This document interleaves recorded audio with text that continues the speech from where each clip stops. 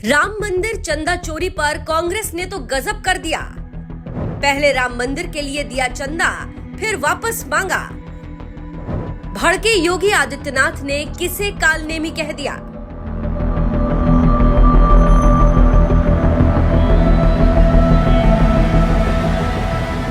अयोध्या एक ऐसी पावन धरा है जहां भगवान श्री राम ने जन्म लिया, जहां की मिट्टी में खेलते हुए रामलला का बचपन बीता, जहां के कण कण में भगवान श्री राम का वास है। ऐसी पावन नगरी अयोध्या को भी सैकड़ों साल तक अपमान, दंश और विध्वंस झेलना पड़ा, क्योंकि भारत में कदम रखने वाले मुगलों ने राम मंदिर को तोड़कर उसी स्थान पर बाबरी ढांचा खड़ा कर दिया था, जिसके खिलाफ राम भक्तों ने आंदोलन छेड़ दिया और 90 के दशक में बाबरी ढांचा ध्वस्त करके राम मंदिर के पुनर्निर्माण के लिए नारे गूंजने लगे। राम लला हम आएंगे, मंदिर वहीं बनाएंगे।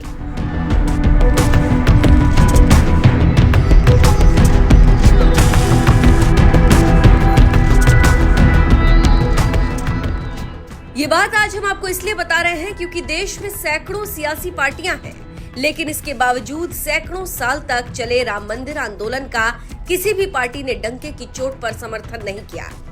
किसी ने समर्थन किया तो वो है भारतीय जनता पार्टी, जिसने राम मंदिर को अपने चुनावी घोषणा पत्र में भी जगह दी।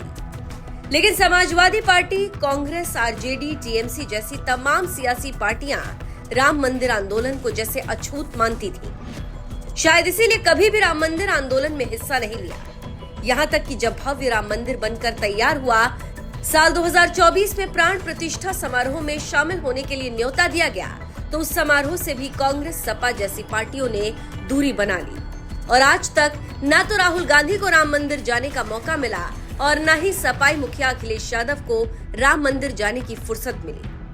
लेकिन जैसे ही राम मंदिर से चंदा चोरी की खबर सामने आई, जैसे मानो विपक्ष को मौका मिल गया और गिद्धों की तरह इस मुद्दे पर ऐसे टूट पड़े जैसे मानो बहुत बड़े राम भक्त हैं और राम मंदिर की इन्हें ही सबसे ज्यादा चिंता है।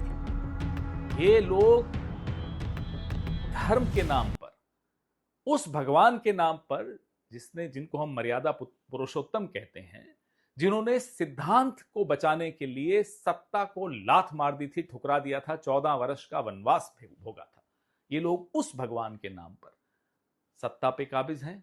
उस भगवान के नाम पर, उनके नाम पर जो चढ़ावा आता है उसको चुराते हैं। और ये चढ़ावा लोग पेट काट काट कर, पैसा बचा बचा कर तीर्थ पे जाते हैं और उसमें दान पेटी में अपना पैसा डालते हैं, पूरी आस्था के साथ, पूरे विश्वास के साथ, पूरे भरोसे के साथ। आज वो आस्था, वो भरोसा, वो विश्वास नरेंद्र मोदी जी और मोहन भागवत जी आपने तोड़ा है। बात पवन खेड़ा तक ही सीमित नहीं है।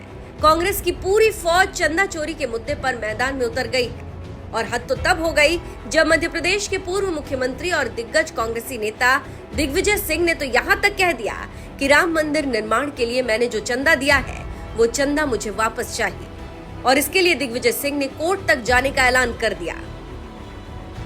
मैंने तो तय कर लिया, हमारे मित्र वकील, सबसे बड़े वकील हैं क्रिमिनल लॉ के दिल्ली के, वो हमारे मित्र हैं। उन्होंने मुझे फोन किया, दिग्विजय तुमने जो चंदा दिया है तुम इसमें एक केस दायर करो अयोध्या कोर्ट में कि तुम्हारे आस्था के जो चंदा था उस पर इन्होंने चोरी की है, कि मेरा चंदा वापस लाओ। और वो चंदा मैं फिर शंकराचार्य जी के मठ में जमा कराऊं, रामालय ट्रस्ट में जमा कराऊं।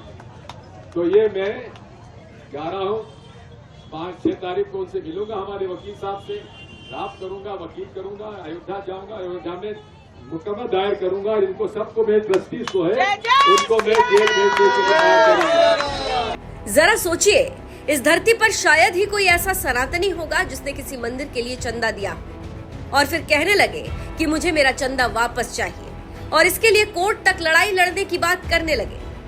लेकिन वो चंदा देने वाले कांग्रेसी नेता दिग्विजय सिंह हो तो कुछ भी संभव, क्योंकि उन्हें राम मंदिर निर्माण के लिए दिया गया चंदा वापस चाहिए।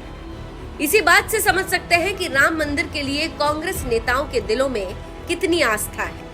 यही वजह है कि राम मंदिर में चंदा चोरी को एक सियासी मौके के रूप में देख रहे कांग्रेस नेताओं को मुंहतोड़ जवाब देते हुए सीएम योगी ने कहा, जिन्होंने राम और कृष्ण को नकार दिया, आज उनका भी मन अयोध्या जाने को मचल रहा है। सबको पता है ये सब कालनेमी है। कांग्रेस जो 2017 के पहले राम के अस्तित्व को ही नकार चुकी थी, श्री कृष्ण के अस्तित्व को ही नकार चुकी थी, आज वो भी कहती है कि राम तो सबके हैं। अब ये लोग सब मचल रहे हैं अयोध्या जाने के लिए, लेकिन प्रभु राम तो जग नियंता हैं, इस ब्रह्मांड के स्वामी हैं।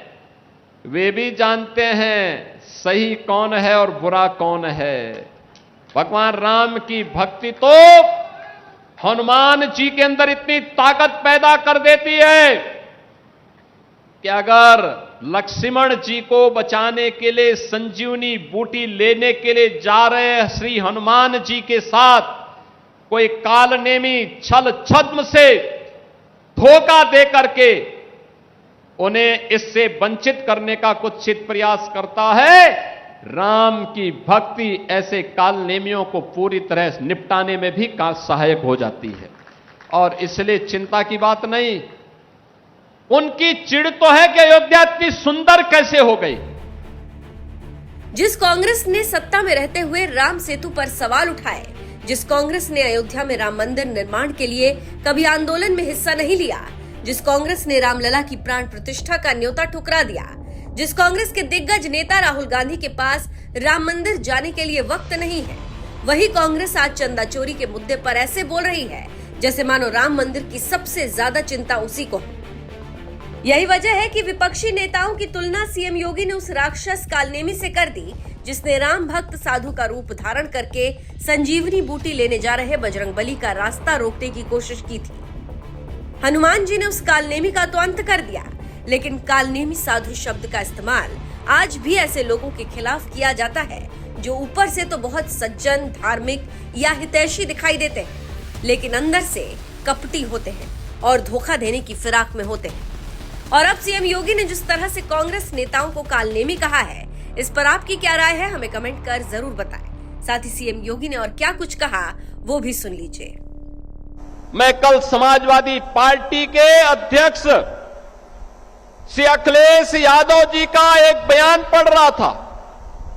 वो कह रहे थे कि उनकी सरकार आएगी तो अयोध्या को धार्मिक नगरी बनाएगी। अरे आप क्या धार्मिक नगरी बनाएंगे? आपने तो अपना इतिहास देखिए, राम भक्तों पर गोली आप ही के लोगों ने चलाई थी, आप ही की सरकार ने चलाई थी, समाजवादी पार्टी की सरकार ने। आज जब राम भक्तों के परिश्रम और पुरुषार्थ से प्रधानमंत्री मोदी जी के नेतृत्व में अयोध्या अब त्रेता युग का स्मरण करा रही है, तो आपके मुंह में भी पानी आने लग गया है। अरे भूल जाओ, आपने तो थानों में और जेलों में कृष्ण जन्माष्टमी के आयोजन को भी रोक दिया था, कांवड़ यात्रा पे प्रतिबंध लगा दिया था।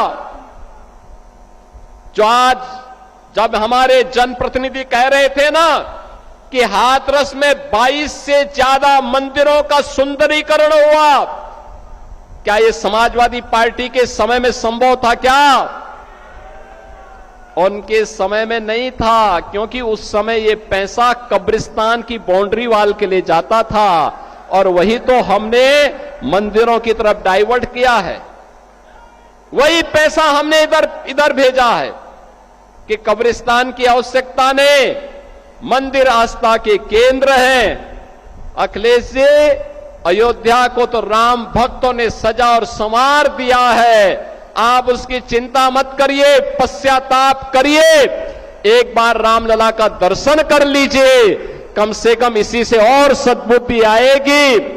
और अब तैयारी करिए कि हम कृष्ण कन्हैया के लिए भी कुछ कर सकें। अब मथुरा की बात करिए। अगर सचमुच अपने को धार्मिक कहलाने का प्रयास कर रहे हो तो मथुरा वृंदावन पे खुल करके बोल दीजिए, श्री कृष्ण जन्मभूमि पर खुल करके बोल दीजिए। और बोलिए ना कि श्री राम जन्मभूमि मुक्ति के आंदोलन की तर्ज पर ही श्री कृष्ण जन्मभूमि की मुक्ति का भी अभियान चलना चाहिए। भगवान श्री कृष्ण की जन्मभूमि को भी सम्मान मिलना चाहिए। हमारी सरकार वहां श्रद्धालुओं को बुनियादी सुविधाएं उपलब्ध करवाने का कार्य कर रही है। युद्ध स्तर पर हम प्रयास कर रहे हैं, लेकिन आप में हिम्मत नहीं, क्योंकि आप तो मुल्ला और मौलवियों के सामने घुटने टेकने के सिवाय आपके पास कोई ऐसा एजेंडा नहीं जो प्रदेश के विकास के लिए हो, अयोध्या, मथुरा या काशी के उत्थान के लिए हो, उनकी पहचान को, पौराणिक पहचान को बनाए रखने के लिए हो। ये धूल झोंकने का काम मत करो। एक खिसियानी बिल्ली खंबा नोचे वाली कहावत को चरितार्थ मत करो। अयोध्या अपनी पहचान के लिए आप पर मोहताज नहीं है। अयोध्या की अपनी पहचान है और अयोध्या ने अपनी पहचान को दुनिया के अंदर फिर से बनाया हुआ है।